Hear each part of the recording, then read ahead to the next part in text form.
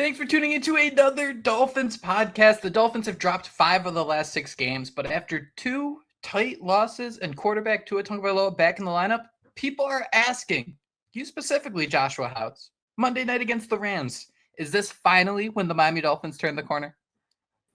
You can't put me on the spot with that. I mean, that's a whole podcast worth until we can get into that. And I'm not even sure I know the answer until we're at the end of it. But I thought you were going to ask me, is this that must-win game? And it kind of feels a little bit like that. Every week we're sitting here saying, like, how can the Dolphins continue? Do they still have a chance after this week? If they lose to the Rams, man, I think we can probably pack things up. So I don't know if this is that turning point, but we're going to find out sooner than later. How have you been, Jake? It's been a while since we got to come on here and talk about the team we love.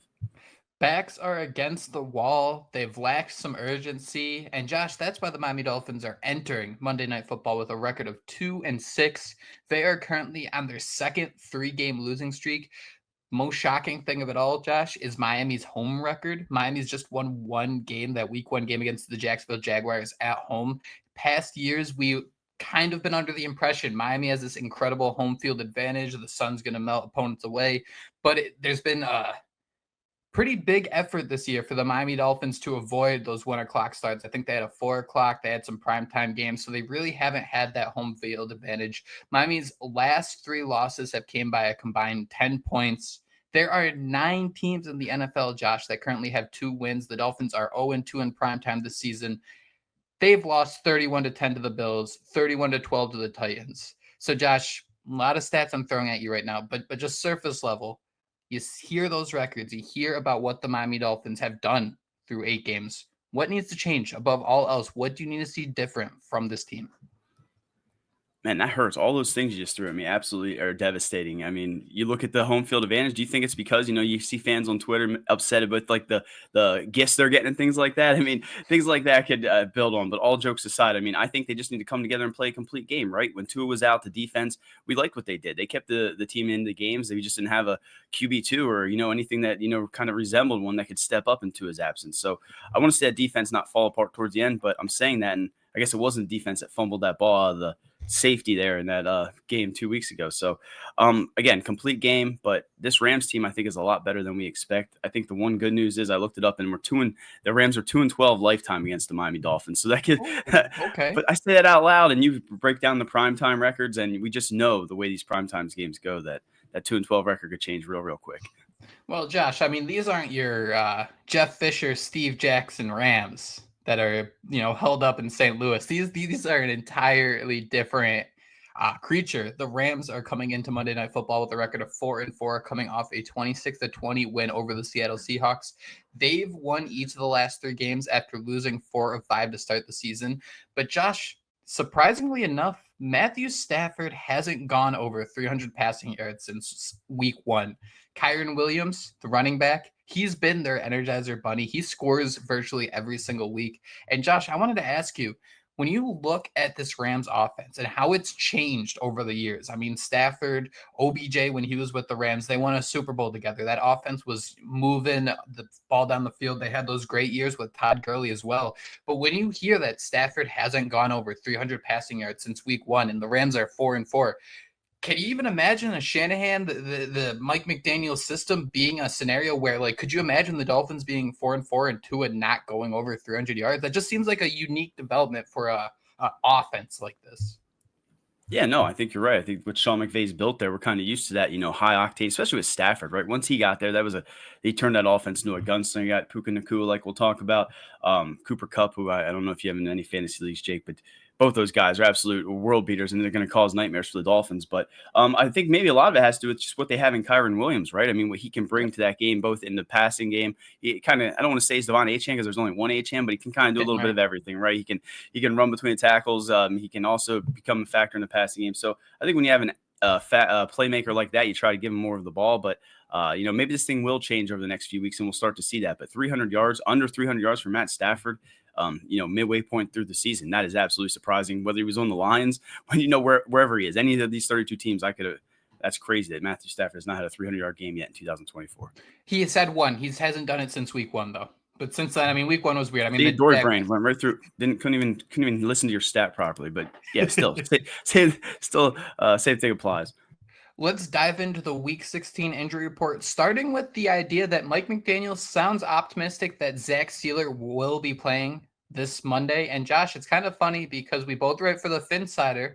I was working on a Zach Sealer story last night, and I refreshed the homepage, and I see that you dropped one as well. So mine was actually released Saturday morning. We both spoke about different topics. So Josh, Zach Sealer, he's going to be making a wardrobe change, and one that you're a pretty big fan of.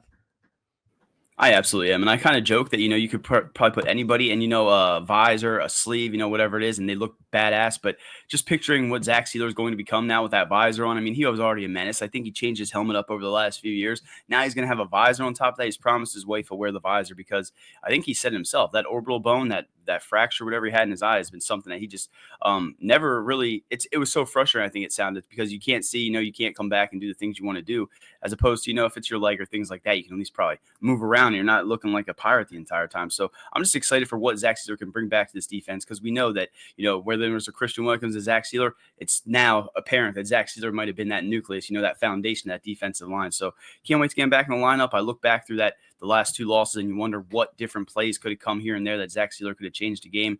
I'm not sure I have a specific play, but there's no doubt in my mind that Zach Sealer chasing down Kyler Murray or Josh Allen want to change that game. So can't wait to have him back. Excited that he's going to be wearing a visor. What did you take away from that presser, Jake? I'm just so grateful to have him back in general. I think when we look at, is it Christian Wilkins, is it Zach Sealer? I think that Zach Sealer is just such an engine for what other players can do on this defense, whether it's creating different holes for edge rushers with those 2v1 matchups. I mean, the Dolphins have surrendered 58 points over the last 8 quarters while Zach Sealer was sidelined with that fractured orbital bone. Josh, he's logged 18 tackles, 2 sacks, and an interception through 6 games. And I wrote my story mostly about Anthony Weaver calling him a Pro Bowl player, because I think that's what this year has truly showed us about Zach Sealer, that even if he's, not putting up star numbers, that's not what you want from a defensive tackle. You want someone who's going to open things up. And Josh, I mean, this is crazy to me. This is the one stat that when we talk about the Miami Dolphins and we talk about blame, I've been on the record saying hey, it'd be nice if Tua doesn't fumble the football. But when you're talking about the reasons why the Miami Dolphins are 2-6, why they've lost each of the last 2 games, I mean, for me, the above all else, you look at the fact that this Dolphins defense is one of the worst units in the NFL at rushing the quarterback. They're 30th with just 1.3 sacks per game entering week 10. Miami has 3 sacks over the last month, 1 sack with Zach Sealer out of the lineup. And on top of that, Josh, Emmanuel Ogbah, Chop Robinson, and Jalen Phillips have combined for 4 sacks this year. That's the same amount as Calais Campbell and Zach Sealer combined. So these defensive tackles just mean so much, not only because they can produce themselves, but they open things up for other players as well.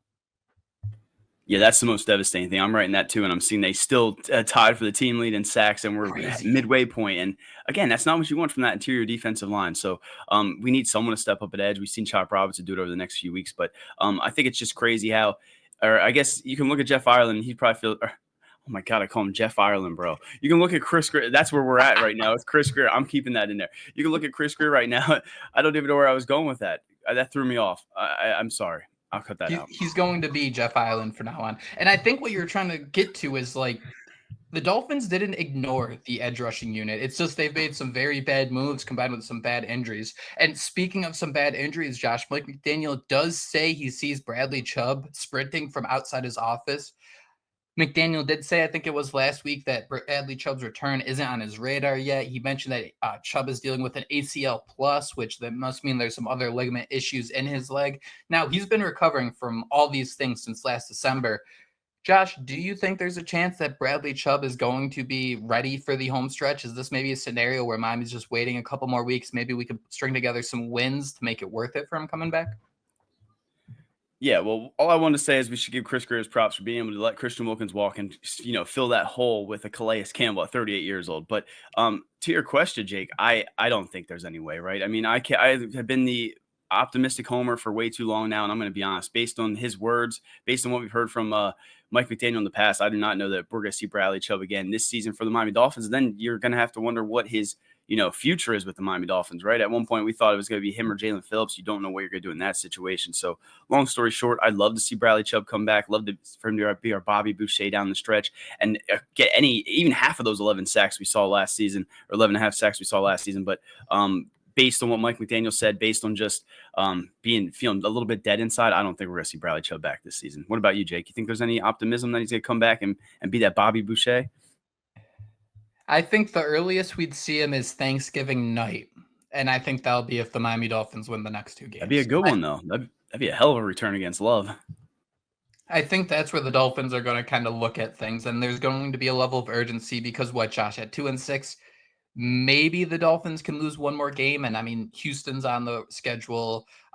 The game in Green Bay, cold weather game. I think there's a game in Cleveland. So I mean, the Dolphins are going to have to do some uncharacteristic things. And in order to accomplish that, they're going to have to pull some levers at the right time. And that's kind of been my biggest gripe with this team. I think they're starting to pull those levers. We see Anthony Walker coming in for David Long Jr., and I think that was a pretty smart idea. You're not going to see as many big time plays like a David Long tackle for a loss of 3, but you're also not going to see him miss a tackle that turns a 7-yard game into a 15-yard gain. And I think where the Dolphins defense is right now, they need that stability. And speaking of stability, Josh, the Rams have so many great receivers. Kader Kohu, it's kind of sounding like he's going to come back. He's been dealing with a neck injury the last couple of weeks. But in the Dolphins move of the week, Cam Smith, he actually suffered a knee injury during Friday's practice. He told reporters that he should be good to go on Monday, but just another name to add to the list. And Josh, Cam Smith last week had an 85% lockdown rate according to Pro Football Focus, which measures how well a defender prevents a receiver from getting open on 7 opportunities last week. So Josh, he was the 3rd best cornerback in terms of tight coverage last week. Kader Kohu, Cam Smith, both healthy. Who you want is cornerback 3? Yeah, I mean, I'm gonna have to stick with Kader Kohu if he's healthy, but I mean, I do like what we've starting to see from Cam Smith. I'm glad that it did sound like it wasn't that big of a deal there in practice, but yeah, I think I'd lean Kader Kohu based on just him being that slot guy, that guy that can really impact a game. But I like what Cam Smith's bringing in the dime. And you mentioned Anthony Walker. I have to admit that maybe it was just that first game. A lot of people were down on him, and we had to remember he's come back from injury. Wasn't really with the team as much as he probably should have been in the summertime. But he looked night and day from that first time he got in the lineups compared to the last week. So definitely an upgrade over David Long, and I'm glad to see what he can bring to that defense. So long story short, Jake, I'm going with Kader Kohu in that situation. You lean Cam Smith, or do you like Kader as well? I wanted to lean Cam Smith, but I can't talk out of both sides of my mouth and say like David Long can't be on the field and Cam Smith could, because last week I think it was back-to-back plays where Cam Smith either got beat or there was a penalty on him. He kind of felt like a liability. But Josh, generally speaking, the Buffalo Bills are a great offense. You have Josh Allen. If you have Kendall Fuller and Jalen Ramsey, and Ramsey had the interception, and I saw the YouTube comments at 560 WQAM, Jalen Ramsey actually had one of the best lockdown rates of the week. So everybody hating on Ramsey in our comments here should probably simmer down a little bit. But to reel it back in, I think I lean Kader Kohu just because we can't have David Long out there being the liability snap after snap and have Cam Smith out there being the liability. That said, in his second year, Cam Smith's going to make errors, and I think he's kind of showing the good with the bad, and he's going to work through those things. But at 2-6, you wonder, does Miami have time to work through those things? And that goes back to why I was so annoyed at the Tua, we got time, brother, comment. When these things are still going to happen as people are learning and growing. That's just how this team is built. Yeah, no, you're right. And a lot of these guys, I mean, they just got with the team this summer, and some of these guys weren't really thrown into the lineup. I mean, I'm looking at their receiving core, and I'm excited, intrigued, I guess I should say, about Cooper Kupp and Puka Nacua versus Kendall Fuller and Jalen Ramsey. But then you look at Demarcus Robinson. Hasn't he been tearing things up lately? Yeah. And I know Tutu Atwell is a guy who, from a fantasy perspective, I drafted him many years ago. And I just could see this being that one game where everyone was so hyped about him just coming in and just I don't even want to speak into existence, but they have some playmakers there, and I would definitely rather have Kader Kohu, I think, trying to lock down Demarcus Robinson than Cam Smith, who I do think he might be better suited for the boundary. And you don't wonder, or if you almost wonder what the Dolphins' long-term vision is there, because I see some people saying that maybe Jalen Ramsey can eventually transition to safety. And you mentioned that comment. I was probably a little bit down on him. I think I even tweeted out that was a Christmas gift he received on that play, but because it did look like Cam Coleman could have walked in. But you're right, he's playing phenomenal this season. One play isn't gonna write his story. One more injury. Actually, I got 2 more injuries to talk about, Josh. Austin Jackson has missed back-to-back practices. Go figure. Miami's offensive line has been absolutely awesome this year. And a big part of it, Josh, they've been healthy. Like the big part of the 2023 season, and we talk about Mike McDaniel, this and that, 17 different offensive line combinations. And you wonder why Buffalo was able to come into Miami week 17 with the same offensive line combination for 17 straight weeks. Josh, this offensive line has had some continuity, but with Austin Jackson not spotted at Friday's practice, how do you feel about Kendall Lamb starting? And I'll hit you with two questions here.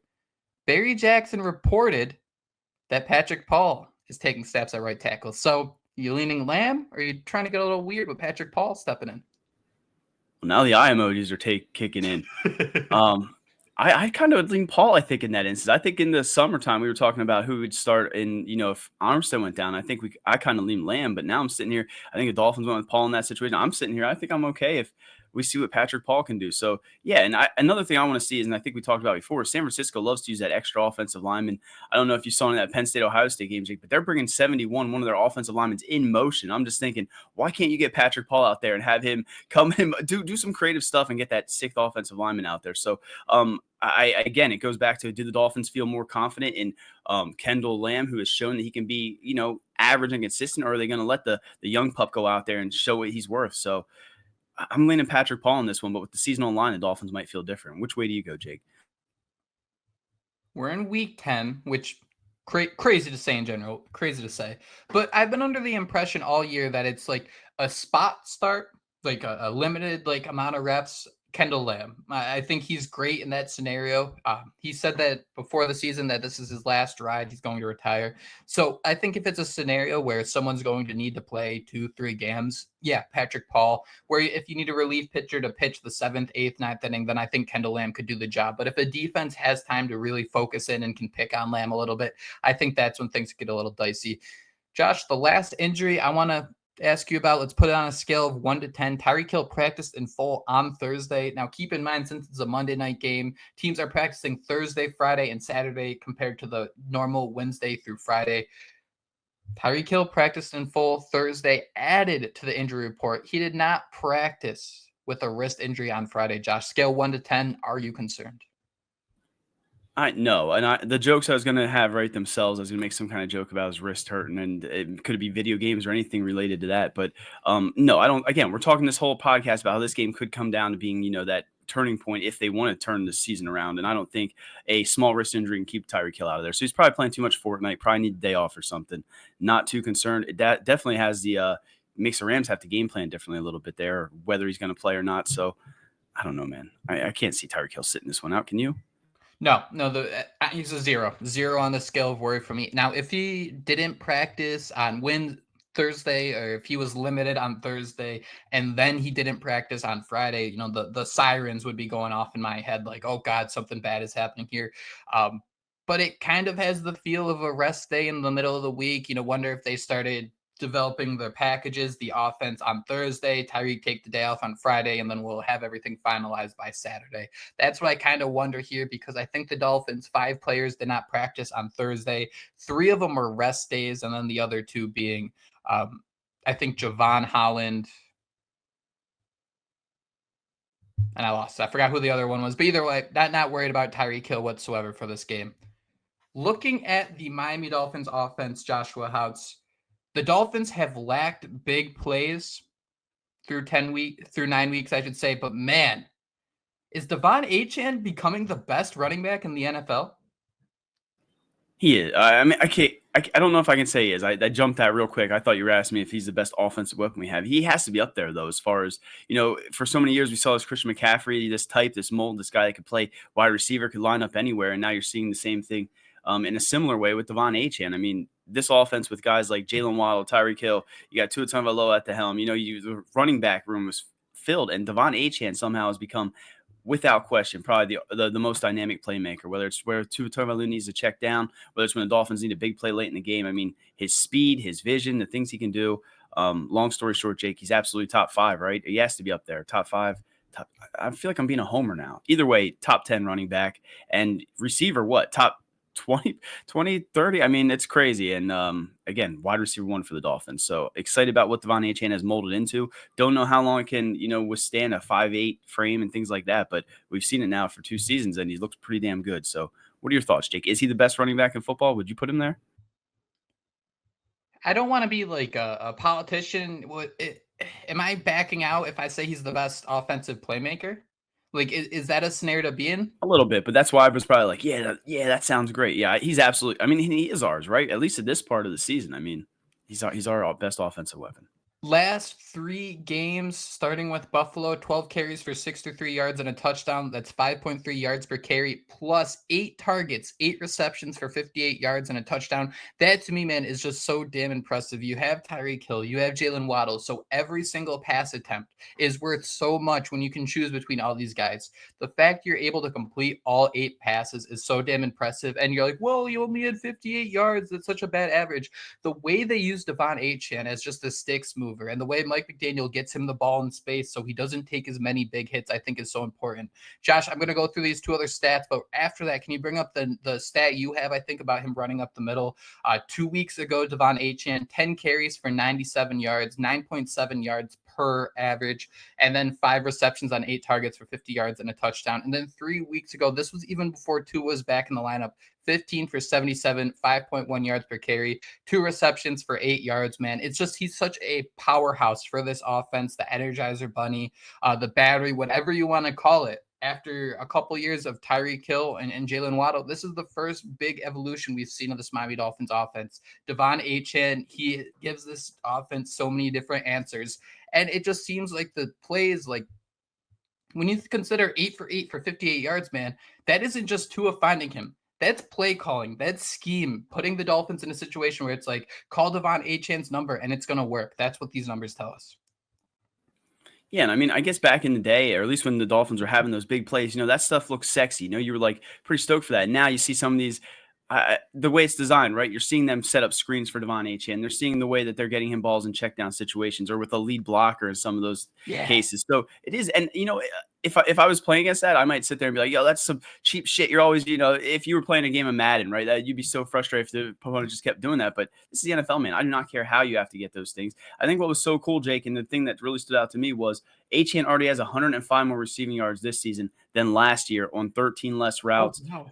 Caught 37 of 47 catches for 302 yards, 3 touchdowns, 15 of those converted for first downs. And then he has the 420 yards on the ground. My favorite tweet that I saw, and I don't know if you follow Scott Barrett, I think he rates for fantasy points, but he said having Devon Achane in fantasy football is basically like rostering Amon-Ra St. Brown, who averages 15.9 receiving fantasy points per game, and Jordan Mason, who averages 10.8, and you're getting to start them both in one slot. So we continue to talk about how just, for lack of a better word, incredible he's been. I mean, we joke that he's our Barry Sanders, our Chris Johnson, and what we've seen him become over these last few years has been absolutely that. I just love how we went from talking about him, and you corrected me for him being our wide receiver 2, Jake, to now admitting that he's our, for lack of a better word, our wide receiver 1. So crazy what Devon Achane has done. Has generated the 5th most receiving EPA, plus 9.7 among running backs with 10 plus targets after generating -2 all of last season. So dude's playing pretty damn good football.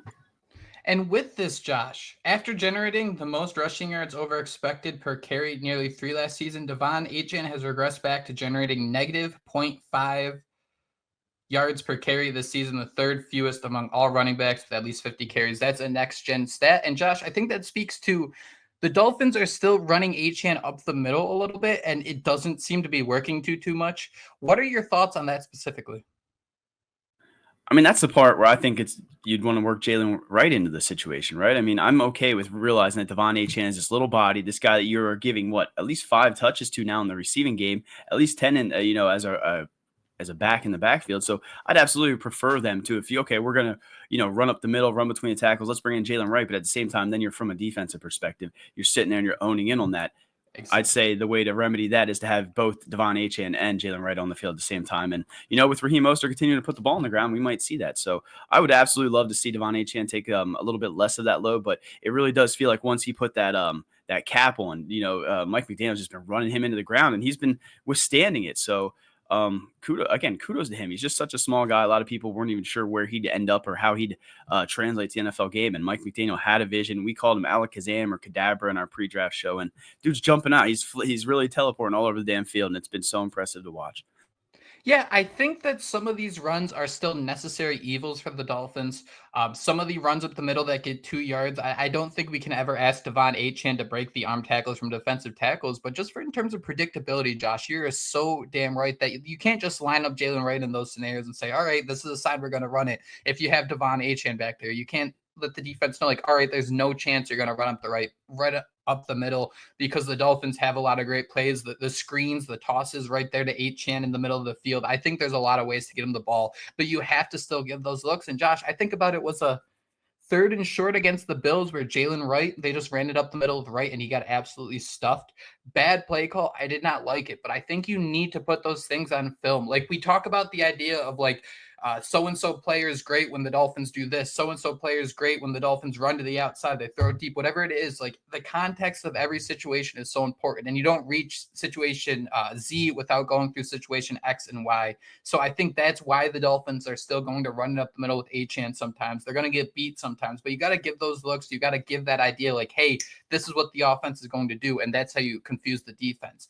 And Josh, when you look at Achane, especially these past 2 weeks, 16 targets, you have to think that opposing defenses and hopefully the Rams on Monday night are so focused on Achane that maybe we could see someone like Jalen Waddle get more involved. I mean, looking at his last 3 weeks, 2 targets, 2 receptions, his first touchdown of the year, a total of -4 yards last week against the Buffalo Bills, 6 targets against the Rams for 45 yards. He did drop 2 balls. So, man, is this how the season's going to go? Is this how the Dolphins can start to pick up steam? Everyone's saying, oh my God, we got to stop Devon Achane. Is this the time where we see Jalen Waddle go over the top rope, holding a chair, holding I don't know what, and just smack everyone over the head?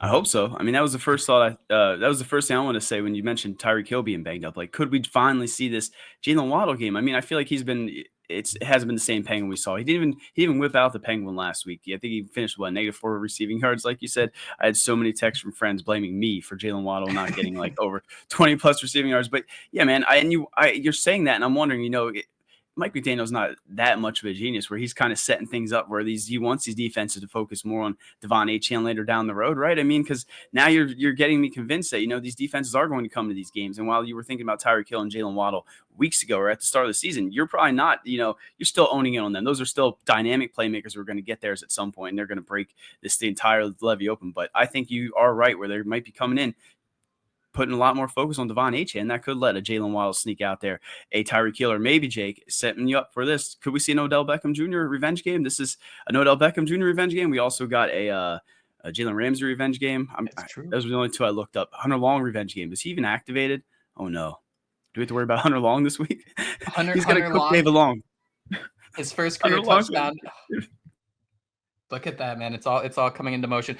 They also have Neville Gallimore. I don't know if he'll be playing this week, but he is also on the Rams. Josh, I do think Mike McDaniel's that smart. I do think when you look at Jonnu Smith over the last 4 games, 6 targets, 7 targets, 8 targets, and you look back to last year, how this offense just was completely figured out. That's the best way to say it. And it's because you had that stretch in the middle of the season where you're beating the Commanders 45-15. You're killing the Giants because you're doing everything with Jalen Waddle and Tyreek Hill. I think this is the next evolution of the offense. And it just, I mean, when you look at the 2024 story, the fact that Tua was sidelined for 4 games is going to say so much, because I just like, Mike McDaniel has had these conversations with the media where he says, like, yeah, we've had to talk with Tyreek. We've had to talk with Jalen. They are frustrated, but it's about winning. It's about winning football games. And I think that's really what it boils down to is Mike McDaniel saying, like, this is how the progression of the season is going to go. We're going to have defenses playing this way. We see the 2 high safety early on. We're going to get Achane involved. And as soon as they try to find ways to stop Achane, Josh, we were, saying like, oh, dinking and dunking. Like, why are we only playing like this? The Dolphins did a great job of moving the football. The thing people seem to forget is Tom Brady. And I'm not saying that anybody's Tom Brady, but his career, like, oh, way to go, Tom Brady. You dumped it off to Wes Welker. You dumped it off to Danny Amendola. You dumped it off to Julian Edelman. And what did all those dump offs lead to? The deep bombs to Randy Moss. The situations like that we see unfold. So I think that's just so important to keep in mind, the context, the ebbs and the flows of the NFL season. And I mean, people calling for Mike McDaniel's head. And I know why that's kind of calmed down in recent weeks. But you see the vision. You see how great they do at getting Jonnu Smith involved. You see the evolution of this offense. And it's just a shame at 2-6. We don't know if we're going to see the entire play really drawn out that Mike McDaniel had ready for the season. Yeah, and I mean that's why you can't. I mean, I feel like that is why we all kind of are in agreement that you got to stick with Mike McDaniel. Again, I don't know what you do with Chris Gray. I don't know how you patch things there, but it's just yeah, the season did not go on the way the Dolphins expected, and they hope they can find their way to pry themselves out of this thing. Entering week 10, Monday Night Football, Joshua, as we flip the coin, we look at the Miami Dolphins defense. I just want to ask you this. Is the Dolphins defense bad? I don't think they're bad. I think these last few weeks they've definitely fallen apart late in games and kind of gave this thing away. But again, I was hyped about them heading into the first few weeks or after the first few weeks of the season. Definitely think you can kind of blame them these last few weeks, but I don't think they're bad, Jake. You don't think they're bad, do you? I don't think they're bad, but I think that not having a pass rush is such a fundamental flaw that it makes your entire defense bad. It just collapses the entire ecosystem. 24 points against the Bills last week in the second half, man, is just unacceptable. And then when you have the Jordan Poyer penalties, you're not really generating turnovers unless it's a ball falling into Jalen Ramsey's lap. Like that is the issue of not having a pass rush. So no matter how the Miami Dolphins want to limit plays, it comes down to a clock game. That's what we saw each of the last 2 weeks in the second half. It doesn't matter that the teams are going to score. We got to do what we can just to make sure they need as many plays as possible, try to melt some clock, and hopefully you can come out on top. Yeah, and I mean, I'm sitting here, and I guess I should have been more prepared for this, but this is going to absolutely be this game where if Chop Robinson doesn't ball out, Jared Verse on the other side of that line or on the Rams defensive line is that guy that a lot of fans wanted. So I'm looking up his stats now. He has 20 tackles, 3.5 sacks, 1 forced fumble. He's already making more of an impact than what we see on Chop Robinson. Chip of a hat to him. He got a sack last week. He's getting pressures every single week. I think I have a cut up that I was going to post 20 quarterback pressures, I think, over the first half of the season. So he's getting so close. But, we always love to compare how close the Dolphins were to drafting X, Y, and Z. Jared Verse, I've already seen the tweets weeks before. That would be that guy that really, will make some Dolphins fans angry. But what are your thoughts on that Rams defense, Jake? Because we're talking about the Dolphins defense. How do you feel about that Rams defense who, as you have written down, have some very good cornerbacks, but again, have some pass rushers in Jared Verse and company?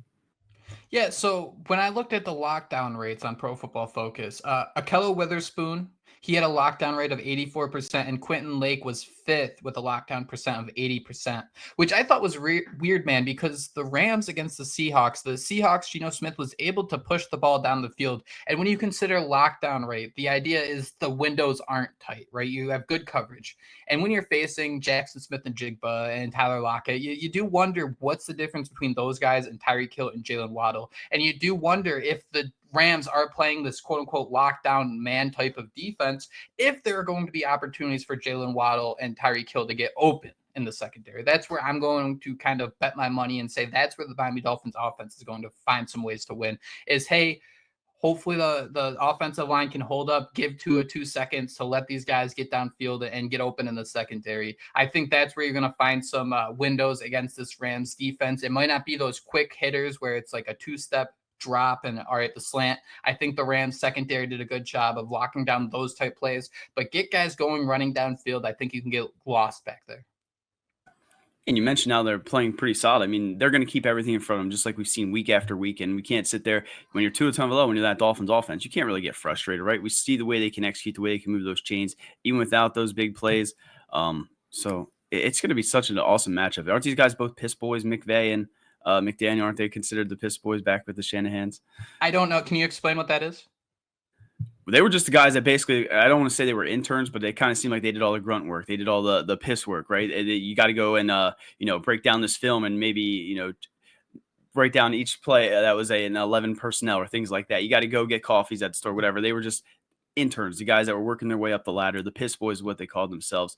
And I correct me if I'm wrong, but most of them went on. And right now they're these offensive masterminds around the league and kind of what transformed the NFL over the last few years. So Sean McVay was part of the piss boys, I guess, and alongside Mike McDaniel. And I'm sure Mike McDaniel wants to beat him just as much as he wants to beat Mike McDaniel. Got to put in the work, put in the hours, and it pays off. That I think is kind of the key there of being one of the P-boys. The Rams are averaging 21 points per game, but Josh Stafford has not been sacked in back-to-back games. And to make matters worse, For the Dolphins, at least, it's always good to see players return to the field. You had Steve Avila, I think he's the center of the Rams, along with Jonah Jackson, guard, return to the lineup. Both were on injured reserve, and both of them getting hurt played a big role in the Rams losing 3 of the first 4 games to start the season. 3 of the first 5 before their power back here with 3 straight wins. Josh, this I think is the matchup of the game. We talk about Stafford not throwing for 300 yards since week 1. A stout offensive line against the Dolphins pass rush that doesn't really exist. This seems like the biggest matchup problem because no matter how good Jalen Ramsey is, no matter how solid Kendall Fuller is, if Stafford has 4 seconds back there with Puka Nacua, Cooper Kupp, Tutu Atwell, Jordan Worthington, another name for fantasy football who came out of nowhere, and I find myself starting him a few weeks ago. You're doomed. You're doomed if those guys have enough time to run it out there and Stafford's sitting in the pocket with a clean jersey all night long. This is the only matchup I think that truly matters, even if the Dolphins offense is playing well. The Dolphins need to make some noise here. Yeah, I'm glad you bring that up because Jalen Ramsey, I mean, he's been a large part of trying to get pressure and fabricate that over the last few weeks. So you're sending, Jalen Ramsey on a pressure. You got to hope that one of those other guys can cover up a Nacua or a Cooper Kupp. So it's going to be a fascinating matchup to watch. I guess the one good thing is that Matt Stafford, I'm going to say this, and he's going to run for like a 20-yard gain or something. He does not have that same mobility as a Kyler Murray or a Josh Allen, but he does have that ability to extend the play. So I'm already going to sit here with egg on my face. But yeah, man, getting pressure on him, not having him sacked consecutive times and back, that's just absolutely wild. So maybe this is that Chop Robinson double, right? Give him 2 sacks and let's get that out of the way on the first drive. Hell, 3 and out, right? First down sack, third down sack, get off the field. There we go. Over under Dolphins get 1.5 sacks on Monday night. I mean, I gotta go over. I want to say over, but it's not that easy with how bad the Dolphins have been able to get pressure. I'll go over. I think I kind of like 1. I'm hoping that Chop Robinson 1.5. 1.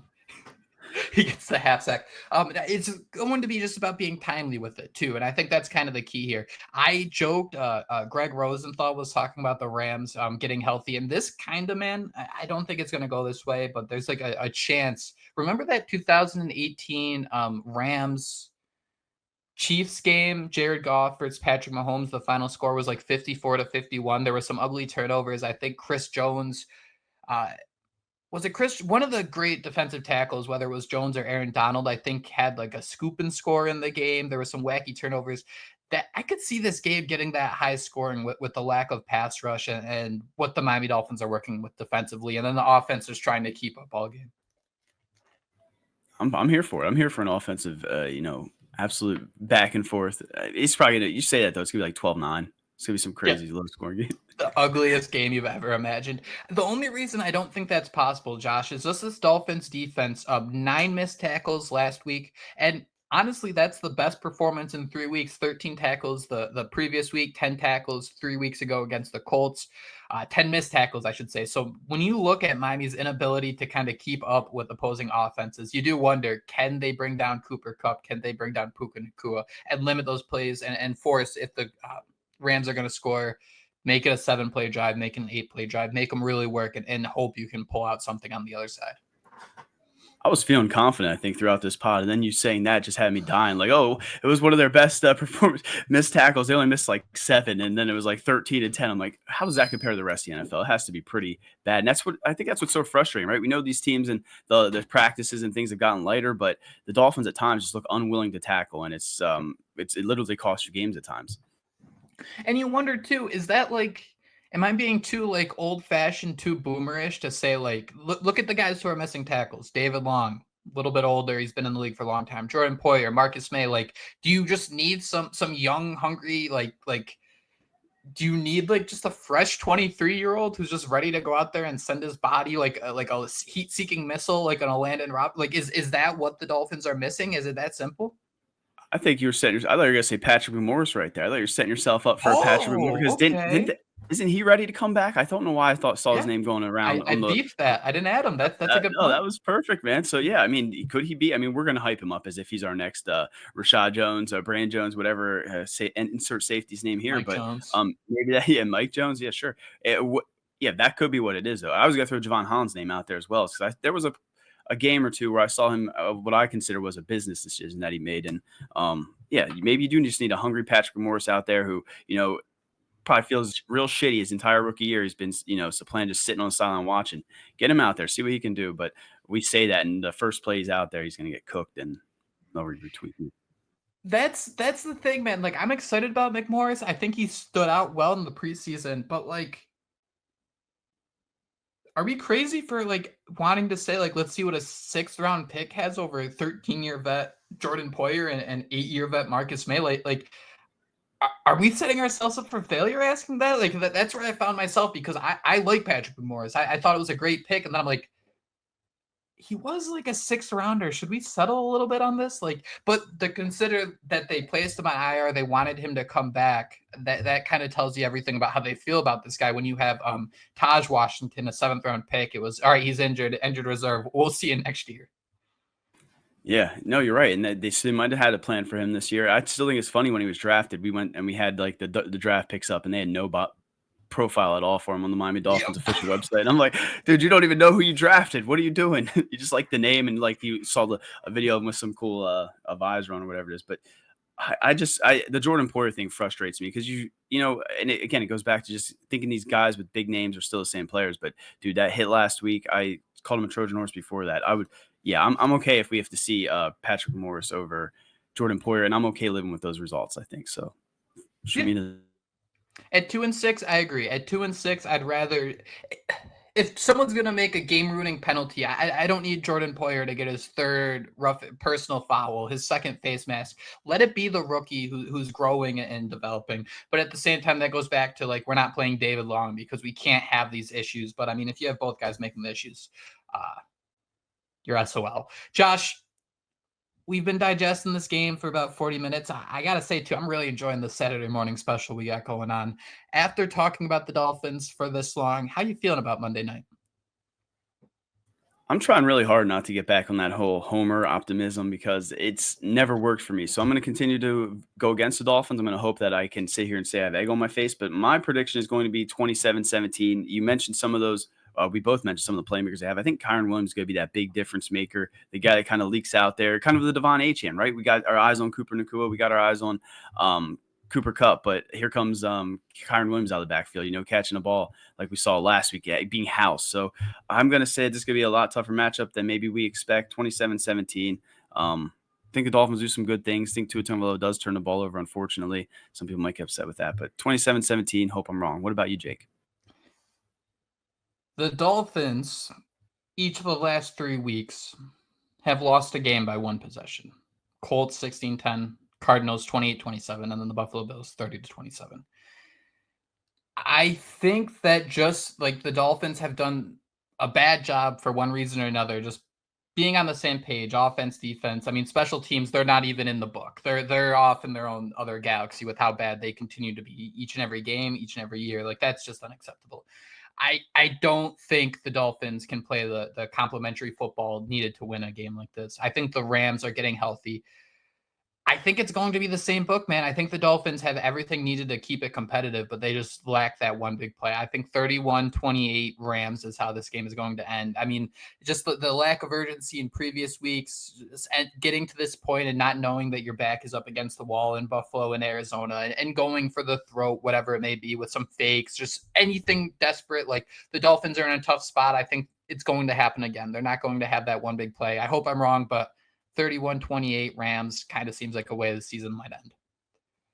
Yeah, you were getting me. You were talking about the one possession, and I quick erased my 27-17, made 27-24. So either way, we both have a 3-score game, and it's going to be another heartbreaker for the Dolphins, it sounds like. But I, again, hope we're wrong and hope this is that start, because, you see it every year. Some team makes this miracle comeback or some crazy happens in the NFL. Why can't we be looking back at 2024 season and saying, okay, the Dolphins turned their entire season around? One last thing, Jake, I don't know if you saw it, and it was one of the funniest tweets I've seen from a Bills fan, but he said the Dolphins are changing the surface area to Hard Rock Stadium to paper, or because the team plays better on paper or something like that. And I was just like, come on, man. We don't need that right now. Yeah, no, the one thing about growing up a Red Sox fan is that I have no issue that I can just sit up here and say that the Bills are our daddy. Like that's the best way to say it at this point, that you can't do anything. Like the 31-10, 30-27, it doesn't matter. Like, I'll be up here, Pedro Martinez. The Dolphins have had some great runs last couple of years. It don't matter. Bills are our daddy. I got nothing. I wish I I had just something. I got nothing. yeah, nothing. I'm sorry that I had to leave it with that, but we're gonna beat the Rams. They're gonna find a way, and I just hate that's a Monday night game, and we just know the story of the Monday night game for the Dolphins. Ugh. The Dolphins in prime time. It is never a fun experience. Let's hope that changes on Monday night. And Josh, this does mean that everybody gets to go and enjoy a Sunday slate, an 11-hour Sunday slate. We have a Germany game to begin the day. It is Panthers Giants, which is ugly. I'll place a bet or two to make myself feel better about it. But thank you all so much for listening to Another Dolphins podcast. If you're liking the show, please hit that subscribe button. And then if you have a minute, a rate review. That stuff helps others find the show, and we always appreciate that. It helps us grow, helps the community grow, and we greatly appreciate that.